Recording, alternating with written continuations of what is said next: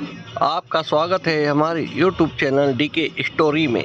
जब युद्धभूमि में श्री कृष्ण ने अर्जुन को गीता ज्ञान दिया था, जब कृष्ण के गीता के उपदेश अर्जुन के अलावा विश्व में 4 और लोग सुन रहे थे। पौराणिक कथा के अनुसार जिस समय भगवान श्री कृष्ण कुरुक्षेत्र की रणभूमि में पार्थ अर्जुन को गीता के निष्काम कर्मयोग का उपदेश दे रहे थे, उस समय धनुर्धारी अर्जुन के अलावा इस उपदेश को विश्व में 4 और लोग सुन रहे थे, जिसमें पवन पुत्र हनुमान, महर्षि व्यास के शिष्य।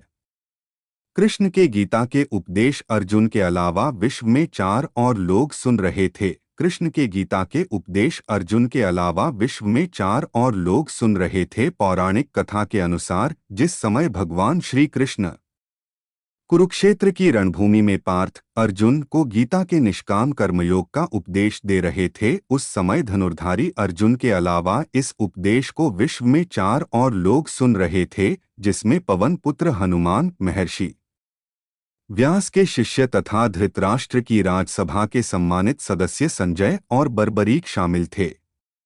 आपको बताते चलें, बर्बरीक घटोत्कच और अहिलावती के पुत्र तथा भीम के पोते थे।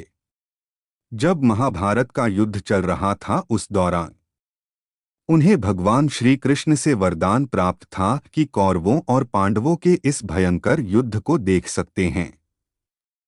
जब गीता का उपदेश चल रहा, उस दौरान पवन पुत्र हनुमान अर्जुन के रथ पर बैठे थे, जबकि संजय धृतराष्ट्र से गीता आख्यान कर रहे थे। धृतराष्ट्र ने पूरी गीता संजय के मुख से सुनी, वह वही थी जो कृष्ण उस समय अर्जुन से कह रहे थे।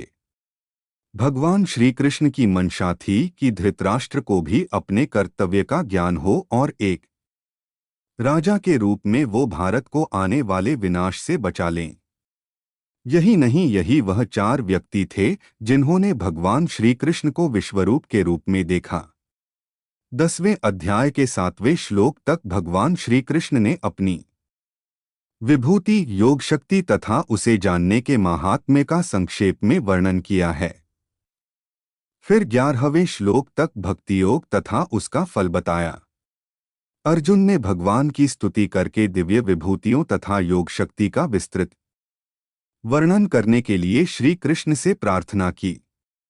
अपनी दिव्य विभूतियों के बारे में बताने के बाद आखिर में श्री कृष्ण ने योग शक्ति का प्रभाव बताया और समस्त ब्रह्मांड को अपने एक अंश से धारण किया हुआ बताकर अध्याय समाप्त किया। यह सुनकर अर्जुन के मन में उस महान स्वरूप को प्रत्यक्ष देखने की इच्छा हुई।